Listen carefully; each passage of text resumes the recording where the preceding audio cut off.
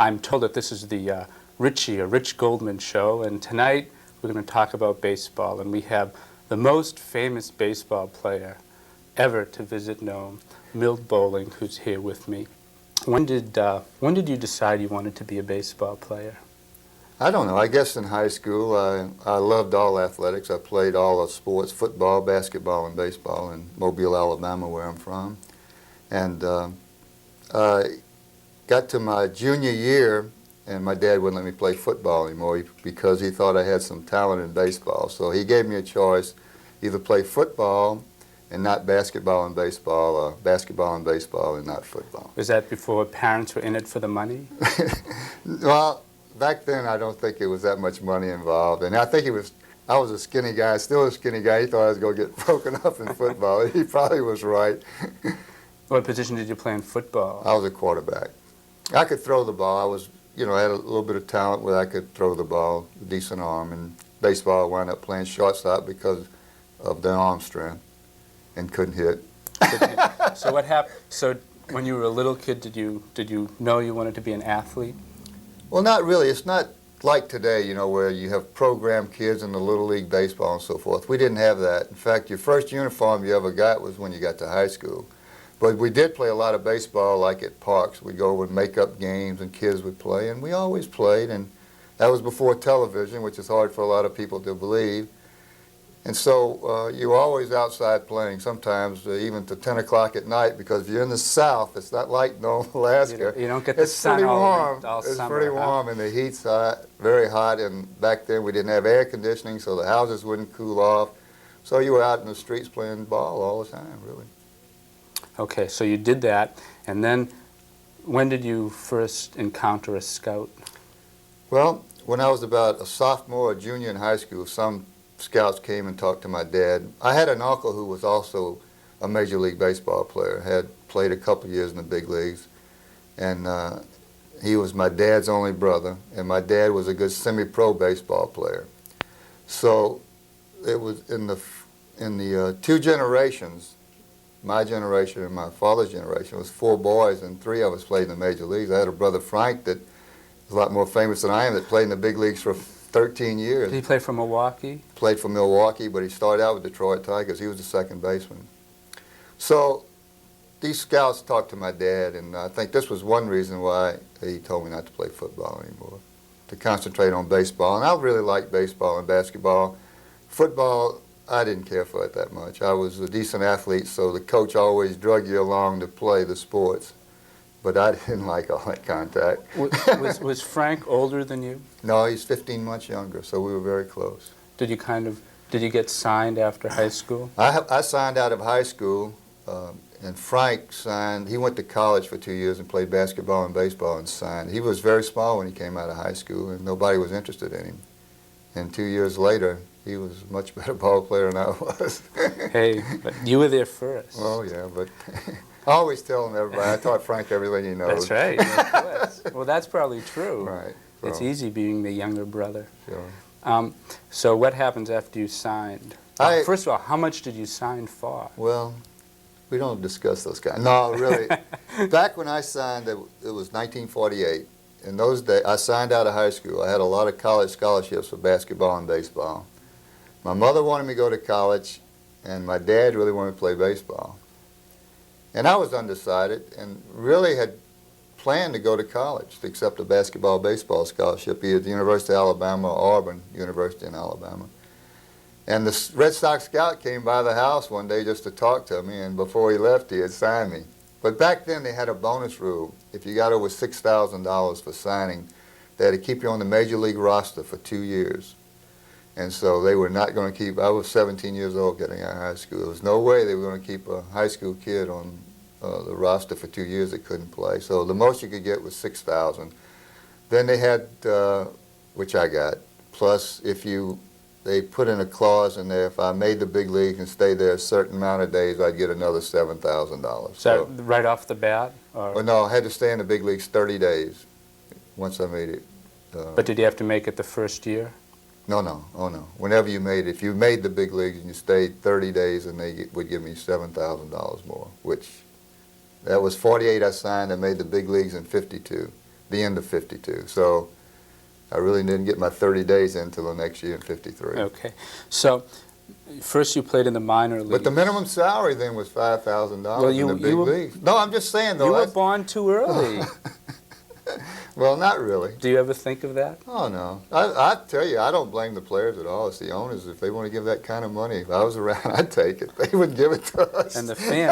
When I went to my first game with my dad, the seat was 75 cents. Right. And I went back this summer, and it was $8.50. I know. I don't know how you can afford to take a family to a ball game anymore. Can't have a family. Right. That's right. That's one way.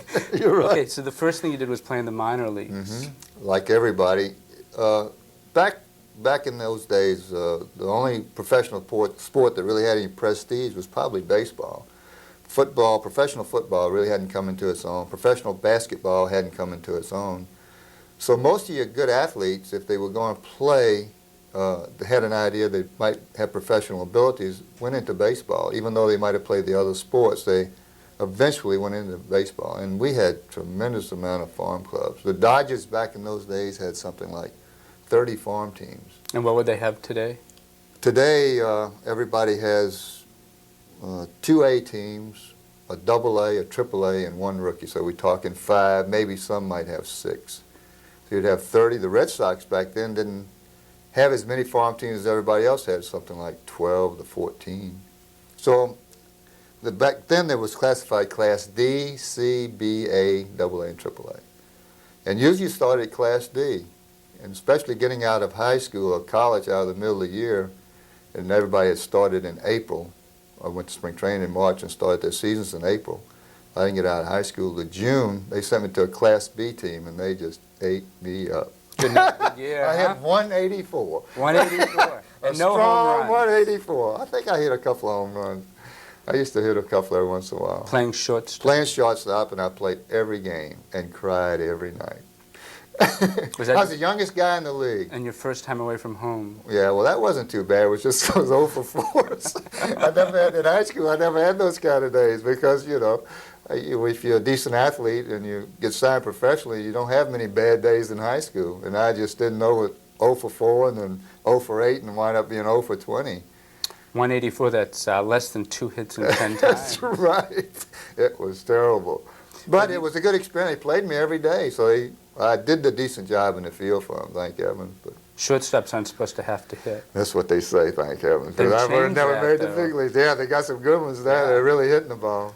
But back then, not many guys hit the ball. Did you get a shortstop. promotion after hitting 184? I went back to that league the next year. They didn't have the Peter principle back then. It was I the guess. Piedmont League. It was Roanoke, Virginia, Class B. I went back the next year. I was still the youngest guy in the league at 18. I hit 230, made the All-Star team. At 230? 230. And it was 2 shortstops that hit over 300. But I did have 12 home runs and more RBIs than those guys. So I had a little bit of pop once in a while. Could pull the ball once in a while. I used to hit the wall in Fenway occasionally. And then that, not over it very that was often. 1950. That's 49. 49. And what year did you make the big leagues? 52. 52. The end of 52. But I got caught up a little bit in the Korean thing. I was going to college in the off season. And so I went to spring training in 49 at minor league camp and in 50. And then I was at Spring Hill College, which was a Jesuit college in Mobile, Alabama. And in 51, the Korean War had gotten pretty well underway, and I was in ROTC, and in order to get my commission and everything, I had to stay in college all year through. So I had 51 and 52. I couldn't go to spring training, couldn't report till June, which half the season was almost over by the time I'd get there. So they took you and Ted Williams to... No, I had never had to serve in Korea. He actually did, didn't Oh, he? yeah, he went back. He spent 5 years in the service, Otherwise, counting World War II. He would have broken all the records, probably. Best hitter I ever saw. And I haven't seen all the great hitters, but from the time that I got to the big leagues, and I've seen everybody play today, and Hank Aaron's from the same town that I am, and don't get me wrong, he's a great player. But the greatest hitter I ever saw was Ted Williams. He was like a major leaguer playing with a bunch of little leaguers. It was that much difference. Tell me about how you found out that you were going to be called up Well, to the big leagues. to the big leagues. I was at Birmingham, Alabama. It was Double A at the time. It was in the Southern League. And just for 1952. our audience, Double A, it's usually double A, triple A Right. majors. Right. Okay. Right. The major league level, and you go down is triple A, then double A. So there had been a couple of people from the office come in and look at me during that summer. I didn't get there in the middle of June because I was in college, and the couple of scouts had come in and look at me. They sent them down because in Boston at that time, all the good players were going out, all the good hitters like Pesky and Dorr and those kind of players that could really hit the ball and do a decent job in the field were going out. Meaning they were retiring? Well, no, they were just, Father Time was catching up with them like it always does. They had slowed down defensively. And so they were looking for somebody who could do the job defensively at shortstop, I guess, because that was the only reason they were looking at me. And anyway, they came down in '52, and when our season was over, the first part of September, I spent the last month in Boston playing. Lou Boudreau was the manager then. How was the team? The team then was an eight teams in each league at that time, and we finished fourth. About every year we were there. I was there part of '52. Then I was traded in '57, and I was there part of '57, and we always finished fourth. The Yankees dominated the league except one year, Cleveland, 1954. 54. But then they lost to the Giants. Right, in 4 games. My favorite team. Okay. But they had won 111 out of 154 games that year. But Willie beat them. I know, but they had a pitching staff. But anyway, go ahead. All right. Now, I'm interested in this. When you were a little kid, you probably listened to the games on the radio? No, you know, it's really funny. Back in those days, we had radio, but we had a double-A baseball team in Mobile. It was the Southern League. And if I thought then, I used to go watch them play, and I thought then if I could ever get to double-A baseball, that'd be great. I had no idea that I could ever make the major leagues. I really didn't, because I just thought those double-A players were very good, I thought. And if I could ever be as good as one of those guys, I would like to be that. When did you think that, when you were? When I was going to games, when my dad probably would take me to some games, I would say maybe 14, 15, and then when I was about 16, a good friend of mine was the bat boy of the Mobile Bears, which was the name of the club. It was a Dodger affiliate. And he'd get me into the ballpark once in a while and get to talk to some of the players. And then I really got interested in saying, boy, those guys were great. I just like to play double-A baseball. So at what point do you realize that your adult development is going to go beyond your childhood expectations? Well, I think when I finally started playing baseball, and when I was in the lower minors at Roanoke in Class B, and then I went to Scranton, Pennsylvania, Class A in '50 and '51, I really didn't know if I could be a big leaguer. But at the end of the '51 season, they protected me on the major league roster. And then I said, well, maybe I've got a chance. And then '52, I didn't go out till the middle of the year. But I knew then that I could play shortstop, I thought, with anybody, but whether I was going to hit enough. Back then, a shortstop, like my first year in the big league, they had 263, which is pretty good for a shortstop today, outside of the real good ones that really mash the ball. But back then, that was very good. Everyone used to hit well then. But, it was still pretty good. Well, I don't know. It was good for me. Where did you hit in the lineup?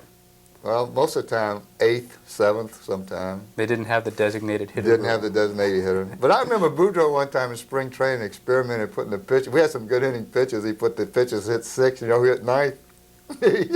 You. All right. But anyway, it wasn't too bad. So when you, is that scary when you know you're going to be better than what you thought you would be as a child?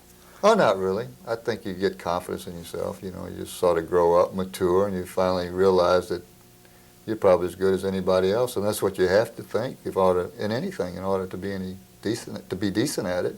You have to think you're as good as the other guy, yeah. Even if you aren't. You have to think that's that. Right. If you don't, somebody else is waiting to take your place. Did you have idols as a kid? Major league? Not idols, but no. Favorite players? The only guy that I can really remember that I read anything about was Lou Gehrig. Prior to the Yankees, I remember reading that story when I was a kid. I used to read a lot during the summer because it was so hot. Spent a lot of time in the library. cooling off. And I remember reading that story, and that would probably be the guy I really looked up to. But up to that time, I would look up to guys that finally made the big leagues that came through the Southern League, guys like George Schuber, who played for the Dodgers, the old Brooklyn Dodgers, and a guy named Cal Abrams, and they were outfielders. Took them a long time to make the big leagues. At that time, the Dodgers had 3 AAA teams, 3 AA teams, and these guys would hit 330, 340 at Mobile at the AA level, and wouldn't even get to go to AAA next year. The Dodgers were winning the big league. Nowadays, it'd be in the big league right away. Yeah, but it's just the difference today is that we don't have as many guys playing. It's more competition for the athlete. Back then, it wasn't. Mm-hmm. When you started playing, at what point did you realize started playing for the Red Sox? At what point did you realize that you were? You probably don't think of yourself this way even today, but at some point you became like a celebrity. Well, you know, New England. If you play for one of the teams in New England, you're like a celebrity. Well, you're on the sports page. Right. Sure. Right. What did I think about that? Well, no. At some point you realized that, I would assume. Maybe you didn't. Well, I think some guys play it up more than others, but I think it's a lot from your background. And my folks were very humble people, and they never let us get overconfident ourselves or brag too much about ourselves. And you always had to realize too that somebody gave you that talent to be there. And somebody helped you get there. And so I try to treat everybody nice at that time. And did it come back the same way? I think so. I think if you treat people nicely. But I can remember a lot of guys, boy, it goes to their head. I played with some guys, boy, they thought they were big stuff, and they were treated like that. Well, the press treats you like that. Oh, yeah. Well, you get a lot of publicity, there's no doubt about it. Back then, we had... when we'd go on the road, we'd have 16 sports writers traveling with us. That TV has not come into its own at that time, and you had radio was big, but we'd have 16 sports writers would travel with. I mean, it took you 2 years to learn everybody's name. Did it? And that's not the fans. That's right. Did you? But did that seem strange? Oh yeah, because when you come up like from a small town in Mobile, we had 2 papers.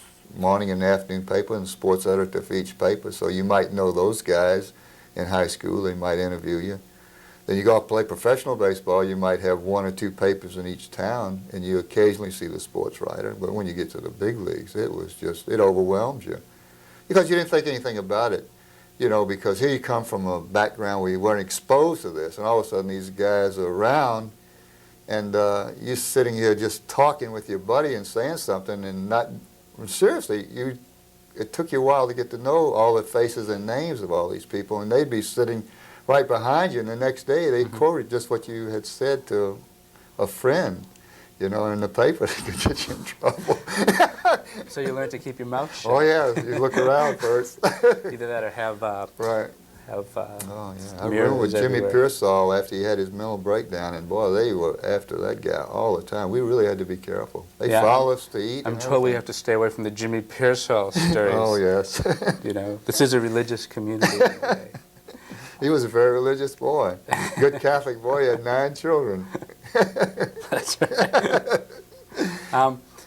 Was there a difference between?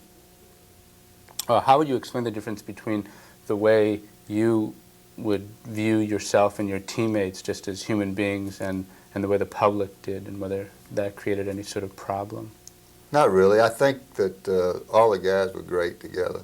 It's very seldom that you would meet somebody that you disliked playing that was one of the athletes. Like everybody would think Ted Williams, who I played with, was a difficult guy, but with the players, he was great. We all loved him, but he would not cater to an outsider because he felt that they might be trying to get something out of him because he's Ted Williams, They wanted to be associated with him because he was Ted Williams, so he kept his distance. But most of us didn't have to worry about that because we weren't that big a name as Ted Williams. Maybe Pearsall, when he was real famous, had that. Yeah, when he had the mental breakdown. I was with him. That was the reason I roomed with him. We were both Catholics, and I was supposed to try to help straighten him out after he had his problem, but I didn't do a very good job. Did he straighten you out? Almost. It's tough to sleep with one eye open at night. That's what I used to tell him. I'm sure two lights on. What was your best game? Well, a lot of people have asked me that, like, who was the most difficult You're not supposed to tell an interviewer that. pitcher that you faced and so forth. Well, I'm not talking about interview. I'm just talking about people. But my best game, I don't know. I didn't have very many good games. I should remember them if I did. I did, and I can't even recall the years of what, did hit 2 home runs in one game a couple of times. In Fenway Park? Once in Fenway, and I think the other one was in Philadelphia. Yeah, Philadelphia, in the old Shive Park. But anyway, those sort of stand out. But to me, just being able to play in the Major League was always a thing that I really enjoyed. And I always thought that was great.